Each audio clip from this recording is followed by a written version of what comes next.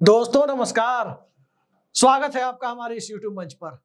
दोस्तों, नरेंद्र मोदी को तीसरी बार प्रधानमंत्री पद की शपथ लिए अब 24 दिन पूरे हो गए और इन 24 दिनों में जो हनीमून पीरियड दिखाई दे रहा था, वो सरकार का हनीमून पीरियड आज सरकार के सबसे बड़े सहयोगी चंद्रबाबू नायडू खत्म करते नजर आ रहे हैं।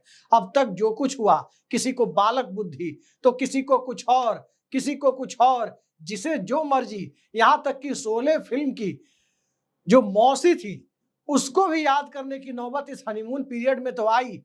लेकिन हनीमून पीरियड खत्म होते होते, यानी जैसे ही संसद का पहला सत्र खत्म हुआ, राष्ट्रपति का धन्यवाद प्रस्ताव खत्म हुआ, सरकार की असली मुसीबत यानी इस सरकार के लिए ऑक्सीजन का काम कर रहे जो दो दल हैं, उनमें से एक ने सबसे पहले पहल करते हुए लाखों करोड़ रुपए की परियोजना के लिए दिल्ली से डिमांड करने सीधे सीधे दिल्ली पहुंचने का फैसला कर लिया। जी हां, बात मैं चंद्रबाबू नायडू की कर रहा हूं। वही चंद्रबाबू नायडू जो संयुक्त मोर्चा के संयोजक हुआ करते थे, वही चंद्रबाबू नायडू जिन्होंने हैदराबाद को एक नया नाम साइबराबाद, जो एक अनौपचारिक नाम दिखाई देता है कि जिस प्रकार से इंडिया में एक बड़े आईटी हब की आधारशिला रखी और इस देश के लोगों के लिए एक बेहतरीन डेस्टिनेशन बना दिया। नौकरी ढूंढने के लिए जब इस देश का नौजवान किसी शहर की तलाश करता है, हर पढ़ा लिखा नौजवान, तो उसके जेहन में दो ही शहर आते हैं, बेंगलुरु और दूसरा नाम हैदराबाद का। वो देन चंद्रबाबू नायडू की है। और जब वो राज्य बंट गया, चंद्रबाबू नायडू के सपनों का शहर उनके राज्य से बाहर चला गया और उन्हें एक नया सपनों का शहर बसाना है, आंध्र प्रदेश, जिसकी वित्तीय स्थिति इतनी खराब है कि 13 लाख करोड़ के कर्ज में डूबा हुआ राज्य है। उस राज्य की वित्तीय सेहत को ठीक करने के लिए जब दिल्ली से मदद की जरूरत है, तो चंद्रबाबू नायडू ये जानते हैं कि दिल्ली की वित्तीय सेहत बहुत अच्छी नहीं है। लेकिन चंद्रबाबू नायडू के पास भी वक्त 5 सालों का है और इन 5 सालों में उन्हें जो चाहिए, चाहे पोलावरम का सिंचाई प्रोजेक्ट हो या दूसरे इरिगेशन प्रोजेक्ट हो या इन सब से आगे बढ़कर देखें तो वो ड्रीम सिटी अमरावती, जिसके ऊपर आज उन्होंने श्वेत पत्र यानी व्हाइट पेपर जारी किया, दिल्ली रवाना होने से पहले व्हाइट पेपर जारी किया कि किस प्रकार जगन मोहन रेड्डी के शासनकाल में वहां पर अमरावती प्रोजेक्ट का भट्टा बिठा दिया गया। लेकिन अब तो चंद्रबाबू नायडू दिल्ली सरकार का भट्टा बिठाने वाले हैं और भट्टा इस रूप में कि जब भारत की सरकार खुद ही एक बहुत बड़े वित्तीय संकट में दिखाई दे रही है, इस देश के पैसे का, इस देश के कुल रेवेन्यू का, राजस्व का बहुत बड़ा हिस्सा जब ब्याज और सब्सिडी में जा रहा हो, तो उस दौर में चंद्रबाबू नायडू अपनी लाखों करोड़ की डिमांड को लेकर जब दिल्ली पहुंच रहे हैं, तो क्या दिल्ली उनकी डिमांड को फुलफिल करने के लिए तैयार है? सवाल बड़ा है और सवाल दरअसल इसलिए भी बड़ा है क्योंकि चंद्रबाबू नायडू बहुत भारी मन से नरेंद्र मोदी की सरकार को समर्थन देने के लिए तैयार हुए और शायद इसलिए भी तैयार हुए क्योंकि नीतीश कुमार, जो चंद्रबाबू नायडू के अलावा दिल्ली की सरकार के दूसरे खेवनहार हैं, नीतीश कुमार कम से कम फिलहाल नरेंद्र मोदी की सरकार को हटाना नहीं चाहते थे। हटाना इसलिए नहीं चाहते थे क्योंकि उन्हें इंडिया गठबंधन के नेताओं को भी एक नसीहत देनी थी कि अगर आप लोग ठीक रहते तो आज ये नौबत नहीं आती। और नसीहत, उस नसीहत की अवधि 2 महीने है, 4 महीने है, 5 महीने है, वो देखी जानी है कि कब उनकी इंडिया गठबंधन के साथ डील फाइनल होती है। लेकिन चंद्रबाबू नायडू रुकने के लिए तैयार नहीं है। एक तरफ नीतीश कुमार की पार्टी को अपने पाले में रखने के लिए नरेंद्र मोदी क्या क्या करते नजर नहीं आ रहे हैं। ये फोटो देखिए, प्रधानमंत्री के बगल में ललन सिंह बैठे हैं, जेपी नड्डा अलग बैठे हैं, दूर बैठे हैं, बाकी मंत्री अलग हैं, लेकिन जिस सोफे पर प्रधानमंत्री बैठे हैं उस सोफे पर प्रधानमंत्री के साथ ललन सिंह बैठे हुए हैं। आप देख सकते हैं कि क्या कोशिशें हो रही है। और आज अभी थोड़ी देर पहले खबर मिली कि ईडी के द्वारा गिरफ्तार किए गए जनता दल यूनाइटेड के एमएलसी राधाचरण सेठ हाईकोर्ट से जमानत पर रिहा कर दिए गए।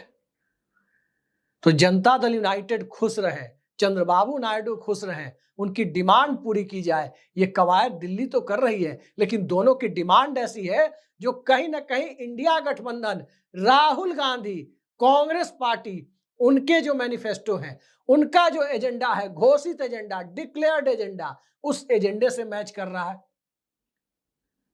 एक तरक्की की बुनियाद रखने की जो कवायद राहुल गांधी कर रहे हैं, स्वाभाविक है कि अमरावती के प्रोजेक्ट के लिए वो हर्डल नहीं है, वो कहीं से बाधा उत्पन्न करने की स्थिति में नहीं है।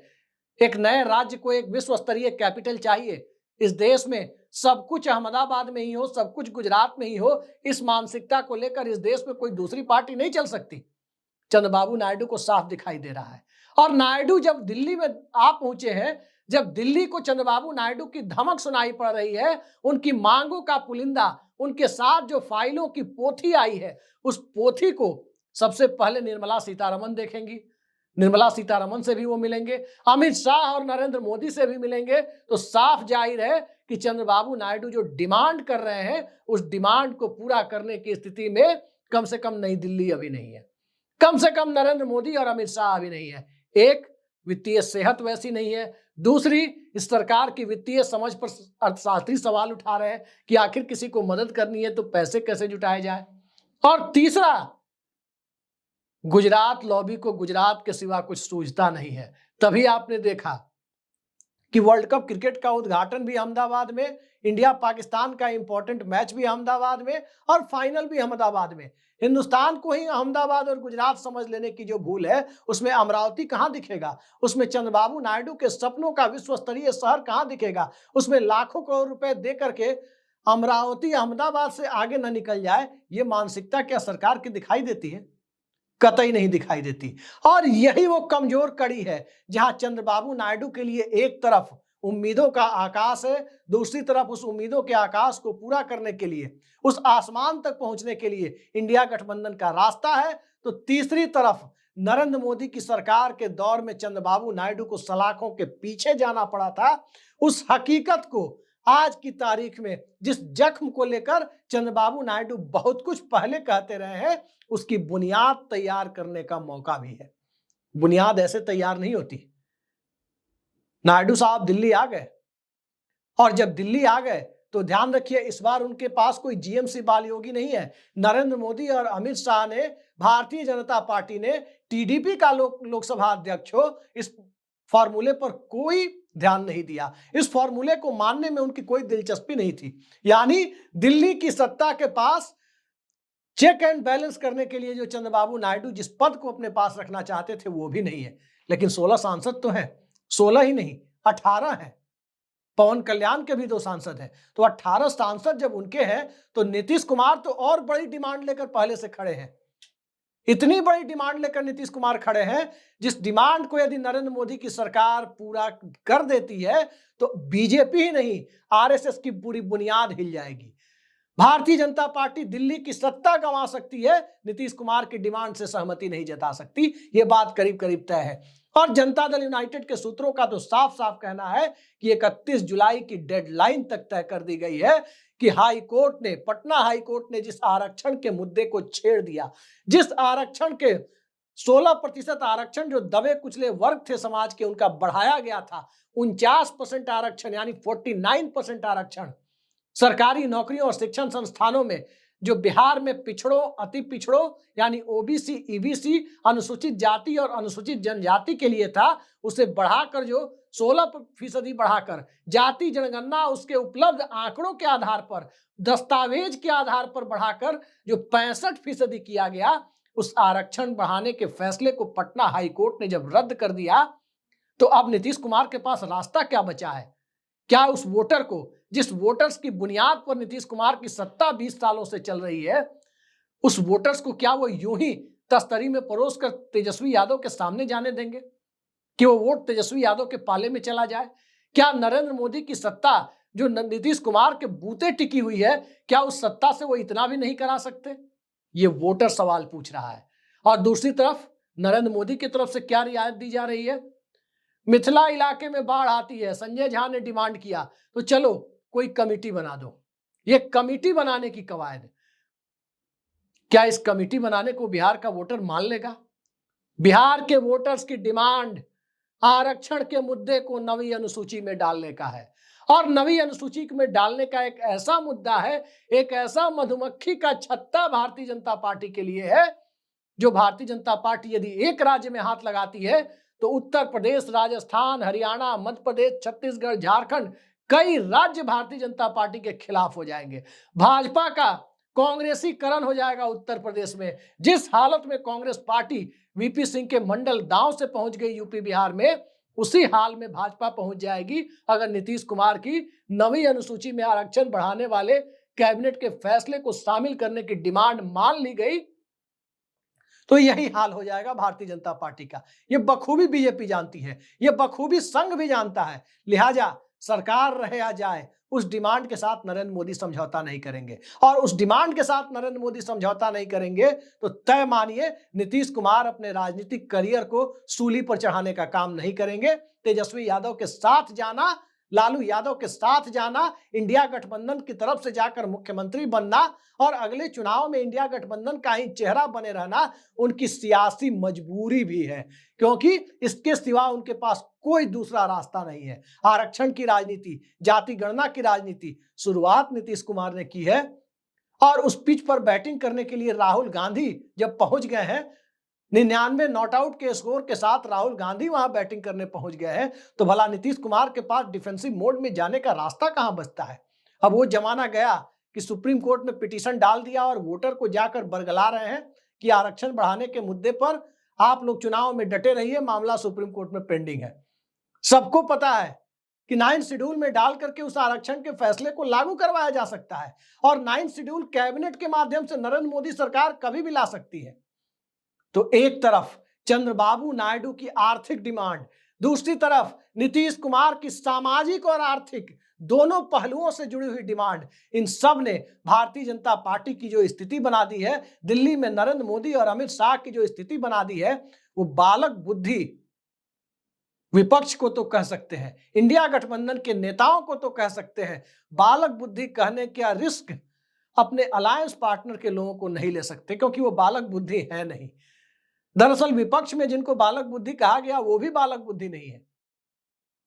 यहां सवाल बालक बुद्धि और बैल बुद्धि का नहीं है, यहां सवाल गठबंधन चलाने की ईमानदार कोशिश का है। यहां सवाल पिछले 10 सालों में जिस प्रकार से सत्ता का संचालन किया गया, जिस प्रकार से सीबीआई और ईडी के मार्फत जांच एजेंसियों का दुरुपयोग करते हुए विपक्षी दलों को और गैर भाजपा दलों को तंग करने की कोशिशें की गई, उस सब का हिसाब किताब करने इसी माहौल में नरेंद्र मोदी के प्रधानमंत्री रहते हुए और नरेंद्र मोदी की सत्ता से रुखसती की बुनियाद तैयार करते हुए आज पहला दिन है जब नरेंद्र मोदी को इन सब समस्याओं से दो चार होना पड़ रहा है। आगे रास्ता क्या है, नरेंद्र मोदी क्या करेंगे कोई नहीं जानता। क्या नरेंद्र मोदी लोकसभा ही भंग कर देंगे?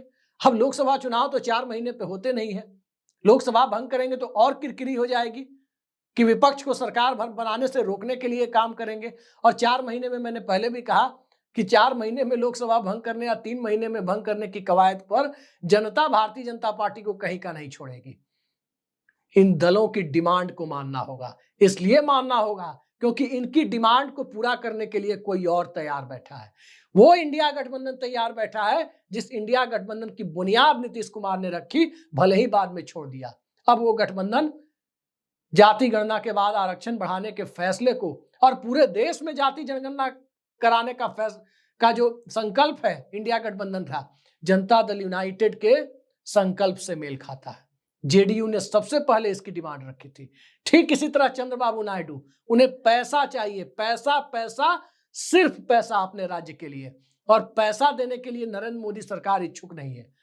राहुल गांधी पैसा देने के लिए भी इच्छुक है और राहुल गांधी नहीं, कांग्रेस पार्टी और इंडिया अलायंस पैसा देने के लिए, ठीक है, एक बार में नहीं, अलग अलग करके पैसा देकर, टैक्स छूट देकर, तमाम तरह की रियायतों को देकर ये काम करने के लिए तैयार है। दूसरी तरफ चंद्रबाबू नायडू को इस बात का संतोष भी है कि कम से कम राहुल गांधी ने, इंडिया अलायंस के किसी नेता ने तो उन्हें जेल नहीं भेजा था।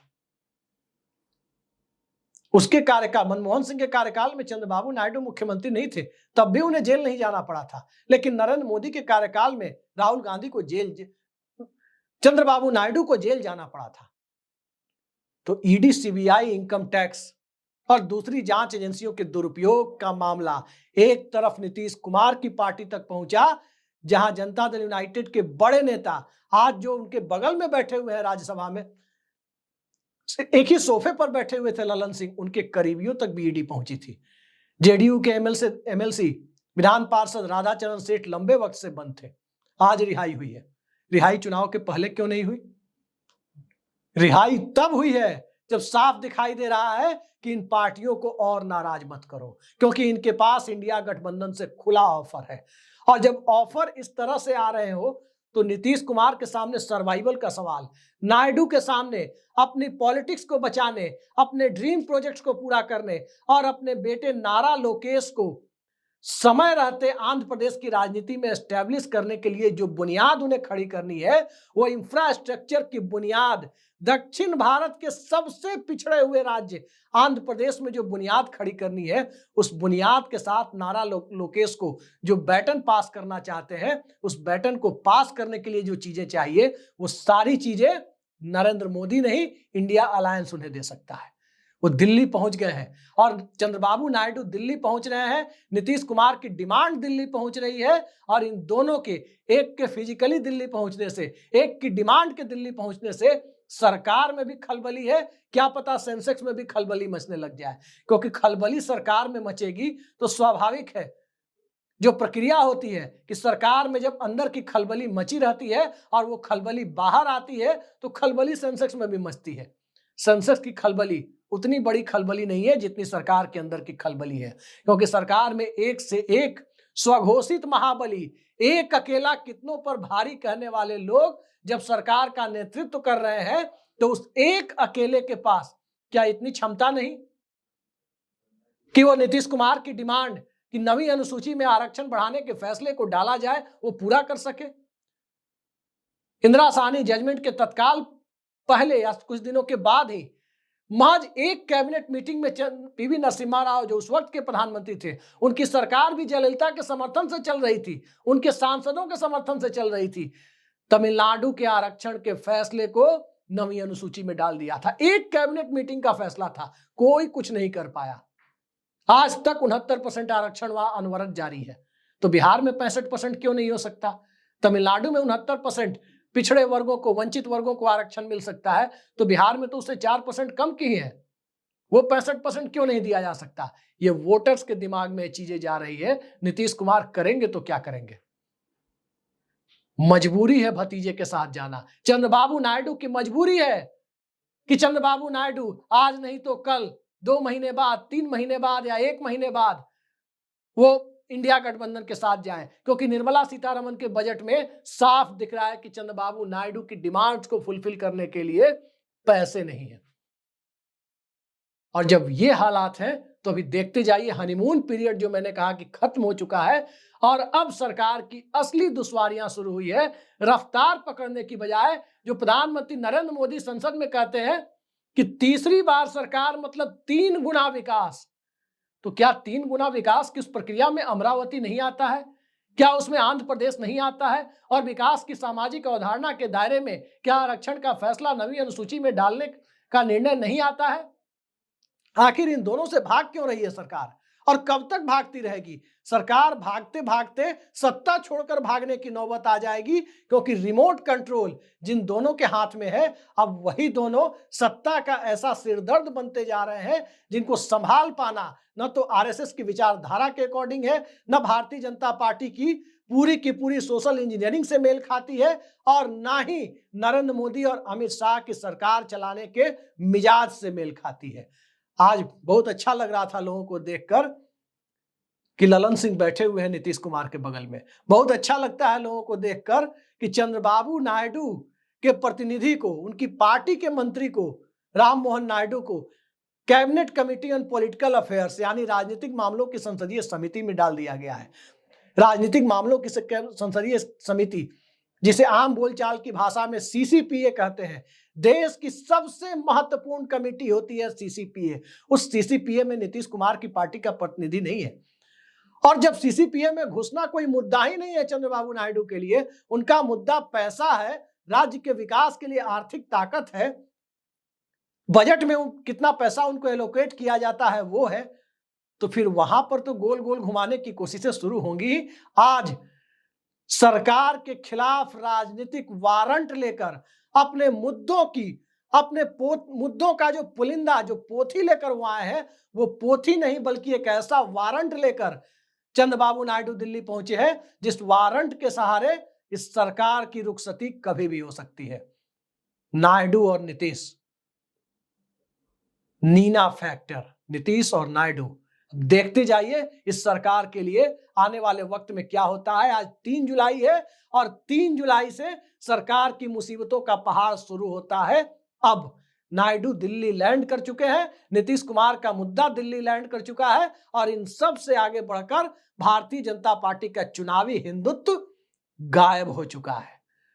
चुनावी हिंदुत्व का बेसुरा राग राहुल गांधी के सर पर बिल फाड़ने की जो कोशिश हो रही है, वो बिल फाड़ने की कोशिश को जनता समझ चुकी है, क्योंकि मुद्दों के आधार पर जाति पहले आ गई है, जाति गणना और सामाजिक न्याय पहले आ चुका है, चुनावी हिंदुत्व पीछे छूट चुका है। राहुल गांधी ने संसद में जो कहा, उस बात को, तथ्यों को तोड़ मरोड़ कर गोदी मीडिया भले ही पेश करे, लेकिन जो नीतीश कुमार और चंद्रबाबू नायडू की डिमांड है उसको तोड़ मरोड़ कर पेश नहीं किया जा सकता। वो स्ट्रेट डिमांड है, वो फ्लैट डिमांड है, और उस फ्लैट डिमांड के साथ नरेंद्र मोदी नहीं चले तो प्रधानमंत्री की जगह पूर्व प्रधानमंत्री नाम के आगे कभी भी लग सकता है। देखते जाइए, नायडू आ चुके हैं, नीतीश का मुद्दा भी आ चुका है और यहां से जो नया खेल शुरू होता है, असली राजनीति जिसे कहते हैं, कि आखिर कौन सा राजनीतिक कौशल नरेंद्र मोदी और अमित शाह के पास है। क्या ईडी के अफसरों को मोर्चे पर लगा करके, ईडी के अधिकारियों को मोर्चे पर लगाकर नायडू और नीतीश पर लगाम कसी जा सकती है? अब तो ईडी के अधिकारी भी डरेंगे कि अच्छा, इनको गिरफ्तार करने जा रहे हैं, सत्ता बदलने के बाद ईडी वाला मंत्रालय इन्हीं में से किसी पार्टी को ना मिल जाए, फिर उन अधिकारियों का क्या होगा? ये सब दिखाई दे रहा है, सबको दिख रहा है। तो आगे आगे खेल देखिए और इस खेल की धार को देखते जाइए। आज के लिए इतना ही। कार